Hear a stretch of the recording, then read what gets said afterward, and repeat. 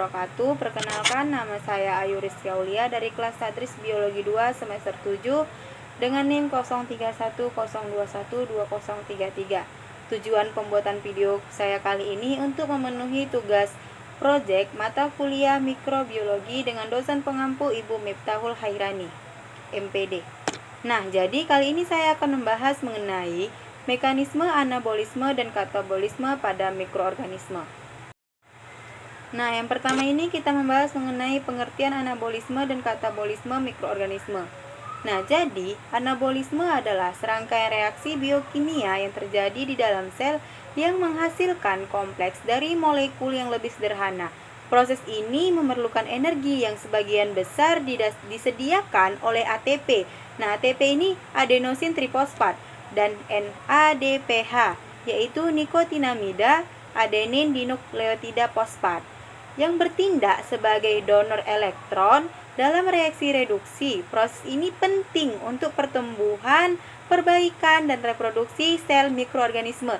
Kemudian saya akan membahas mengenai katabolisme. Katabolisme ini adalah proses pemecahan molekul kompleks menjadi molekul yang lebih sederhana. Nah, jadi sel yang lebih kompleks itu dipecah menjadi yang lebih sederhana, yang menghasilkan energi yang dapat digunakan oleh sel. Energi yang dilepaskan ini dari sel katabolisme seperti melalui respirasi seluler atau fermentasi digunakan untuk membentuk ATP yang diperlukan dalam berbagai reaksi biokimia lainnya termasuk proses anabolisme. Selanjutnya saya membahas mengenai mekanisme anabolisme pada mikroorganisme. Nah, proses biosintesis makromolekul yang dimana dimulai dari sintesis protein. Dalam proses anabolisme, protein disintesis dengan menggabungkan asam amino dalam urutan yang ditentukan oleh informasi genetik dalam DNA, di mana ini dimulai oleh ribosom untuk membentuk mRNA dan kemudian diterjemahkan oleh ribosom untuk membentuk polipeptida yang melipat menjadi protein fungsional. Kemudian itu ada sintesis asam nukleat, di mana di sini mikroorganisme juga memerlukan sintesis asam nukleat atau DNA dan RNA yang penting untuk penyimpanan dan ekspresi informasi genetik. Dalam di sini asam nukleat ini disintesis melalui pembentukan nukleotida yang merupakan bahan dasar dari DNA dan RNA.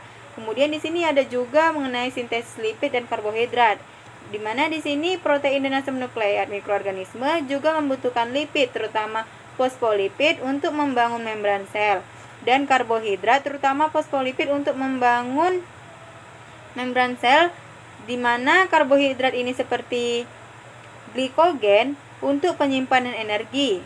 Sintesis lipid melibatkan jalur biosintesis yang dimulai dari asam lemak, sedangkan karbohidrat disintesis dari monosakarida yang lebih sederhana.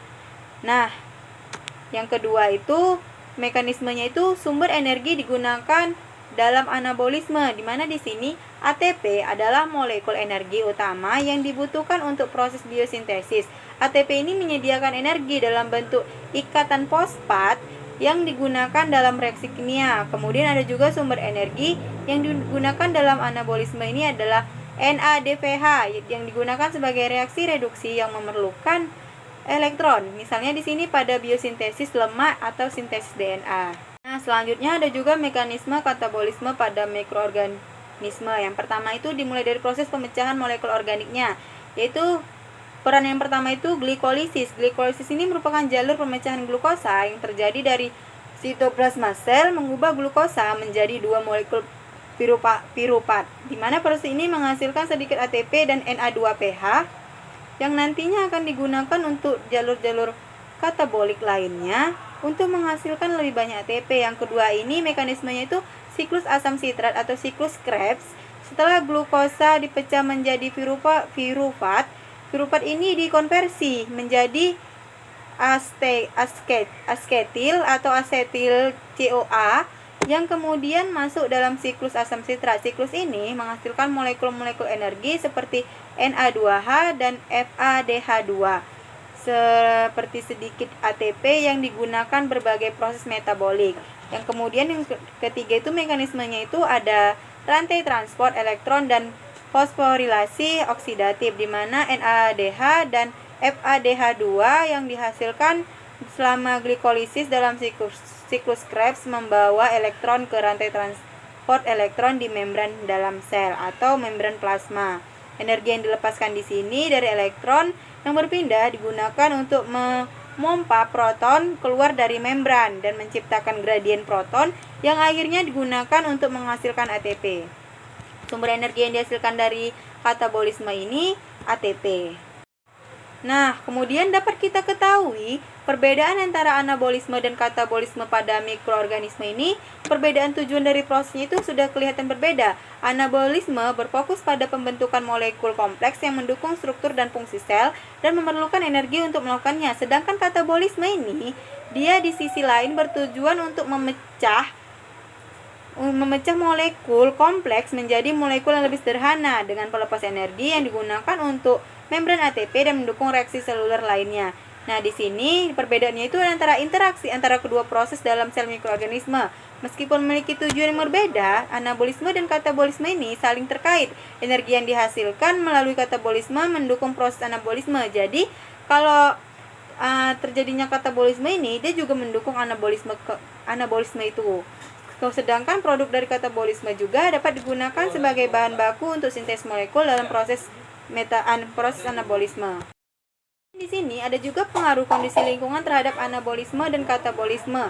Yang pertama itu ada pengaruh suhu, pH, dan ketersediaan nutrisi. Kondisi lingkungan seperti suhu ekstrim, pH yang tidak sesuai, dan keterbatasan nutrisi dapat mempengaruhi laju dan efisiensi proses metabolik mikroorganisme. Di sini, sebagai contoh, suhu yang terlalu tinggi atau rendah dapat merusak enzim yang terlibat dari reaksi anabolisme dan katabolisme tersebut.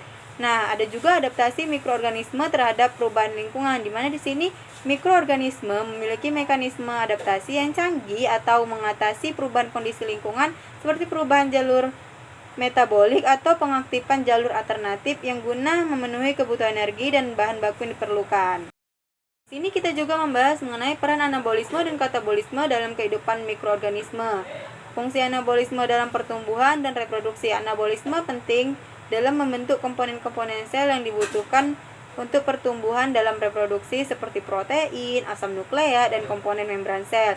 Yang kedua itu ada fungsi katabolisme dengan produksi energi dan pengaturan metabolisme, di mana di sini katabolisme ini menghasilkan energi atau menghasilkan ATP yang sangat penting untuk proses-proses seluler seperti transportasi aktif, sintesis molekul, dan bahan pergerakan sel. Dengan kata lain, katabolisme ini menyediakan energi yang diperlukan untuk menjalankan banyak aktivitas seluler.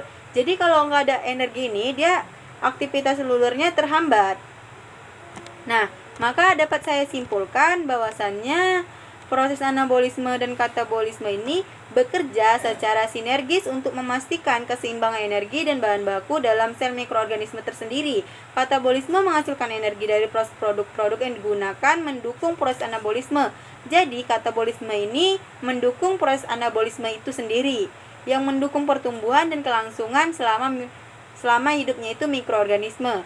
Dengan proses-proses yang terintegrasi baik, mikroorganisme dapat bertahan hidup dan berkembang dalam berbagai kondisi lingkungan, serta mempertahankan homeostatisnya dan efisiensi metabolik yang diperlukan untuk bertahan hidup dengan kondisi yang beragam, misalnya suhunya yang rendah, pH-nya yang kurang. Nah, sekian video pembelajaran saya kali ini. Apabila ada kekurangan saya mohon maaf, kepada Allah saya mohon ampun. Wabillahi taufiq wal hidayah. Wassalamualaikum warahmatullahi wabarakatuh.